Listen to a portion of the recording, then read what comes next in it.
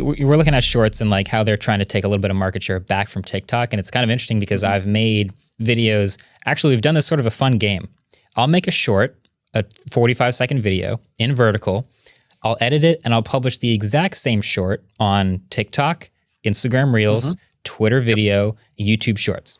And we'll always guess like how we think they'll do. Our Shorts channel is pretty new. It doesn't have as many subscribers, but we'll sort of guess like, I think the Reel will do better for this one for this reason. Or I think this TikTok's going to take like a 24-hour slow burn and then sort of take off. Yeah. The YouTube Shorts hasn't really taken off for my very young Shorts channel, but we have noticed the TikToks fluctuate the most. It'll go from like 100,000 to 3 million to 200,000 to 12 million. And it is the most reliable / unreliable. The latest one we did, the YouTube short, brand new, 10,000 views after 24 hours. On Twitter, 297,000 views. Instagram Reel, 1.95 million. TikTok, 1.7 million. And then the TikTok passed it. Just sort of unpredictable. Do you make your TikToks thinking about like which platform it might be best for? Are you sculpting your videos for TikTok specifically? I make TikToks for TikToks. I try not to think about, there's to some extent because the 1 minute limit I think about, because I'd rather make a video that's 1 minute because then I don't think that you can do YouTube shorts that are over a minute. Right. And that will probably change, but I don't think it has yet. And so that's the thing I think about. But other than that, like, I'm making TikToks as a TikToker. Like I feel engaged in the culture of that world at the moment. Like I don't think that I will remain that way forever. But I'm engaged enough in the culture that I feel like I can do it, in my own way as a 41-year-old science teacher. Engage with it in a way that won't be seen as too embarrassing. Yeah. And and then a lot of that stuff just won't make sense off TikTok, and so it will not be re-uploaded as a reel or as a short. But a lot of it will, and so it sort of comes down to like the kinds of content I make on TikTok. Some of like if I'm answering science questions or doing a video about science, it's going to work anywhere. Whereas if I'm engaging with something that is like inside of the current moment of TikTok, right, it wouldn't even make sense if I uploaded on TikTok 2 weeks from now, yeah, let alone on YouTube. That's exactly right. Yeah. I feel like my philosophy has always been to upload content specifically for that platform. And if there are things that plug into the cultural nexus or whatever's happening in that moment, then that's even better. But yeah, we're just sort of trying to come up with good short ideas and good video ideas in the tech world. There's lots of ideas out there and things to make, but on how to make them for TikTok is a question that I think about a lot. Yeah, I mean, it's a very different audience. Like that's it's not just it's got the culture of the platform, it's the look of the platform, but it's also just it's younger, it's more female. Mm-hmm. It's interesting. My science videos get like 70% female on TikTok, and they're like 80% male on YouTube Shorts. So like exact same piece of content. That is really interesting. I'm going to check right now actually, because I notoriously on a tech channel.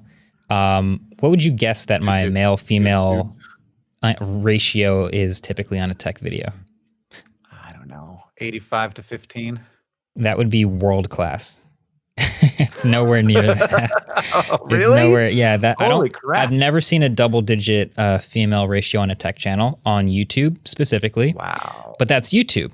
Mine's like 97.3. Holy shit. Yeah. And so I wonder if TikTok is, if anything, an opportunity to reach a completely different audience because of the different people using TikTok, specifically with different ratios of male to female. That's something I can't find the ratio right now. I got to look on a single video, I guess. It's in there. You got the TikTok's analytics are not good. Garbage. Yeah, they're bad. I'll find it someday. I've got this weird page pulled up, but I'll find it later. But that's an interesting point. So, okay, TikTok's got a creator fund now. You've exposed TikTok's creator fund for being maybe a little bit short-sighted or a little too smart. Do you think there's a world where they change it? Do you think there's a world where TikTok continues to grow, creators continue to start off on TikTok and they want to stay on TikTok, and they find a reason to switch to maybe a percentage-based system to incentivize people to stay with TikTok long term. Yeah, I don't think there's a world in which they don't change it somehow. And like maybe I'm just being really optimistic, but I think that that change might be, we hear you, we're going from 200 million a year to 300 million a year. And like that to me does not solve the problem. No, yeah. It's still, and like I didn't even get to the end of the list of advantages to this, but one of the big ones is that you get to control that line item. And so like as a business, you want to be in, you hate percentages. You want flat fees. Mm-hmm. So being in control of that line item, and like I think that they would rather like increase that number without making it a percentage, but it doesn't really solve the problem until it is a percentage. And the other, the question that I think that TikTok is trying to answer is our money that we would like to keep important to the long-term sustainability of the economic ecosystems of the creator economy on our platform? And I don't know the answer to that question. Like, as a creator, as a person who likes creators, I hope that the answer is that, like, in order to become as powerful as YouTube, you need to build the same moat that YouTube built, which is, I believe that to be true, by far the best place to be a creator on the internet. Yeah. And like Twitch is also good, but it's still not as good as, I don't think it's as good as YouTube, because I think Twitch is more work for the money. Twitch, I saw an interesting analogy, and it's similar to what I would describe YouTube as, but it's kind of like driving for Uber. You'll make money while you're doing it, and then when it's over, when you stop driving, it stops. And it's wild. The amount of money that I make from videos I made 10 years ago is like, really? Mm-hmm. That's still throwing off $50 a month. All right. Yeah, exactly. That one video. There's several. I mean, we all know what the ones that show up and recommended over and over and over again. We all have a couple of those. Hey, thanks for watching that clip. Of course, you want to make sure you subscribe to the Clips channel so you never miss these, but also subscribe to the main Waveform podcast channel, because there's more of you here than there are watching the full episodes, which I get it, but like the full episodes are pretty good too. Also, we've got some really good episodes coming up, some good guests, some really good fun. You're going to want to be here. Trust me, hit the red button. It's a good time. Don't want anyone to see, maybe. Yeah. No spoilers. If you click subscribe, you might see it. I don't know what that sound was.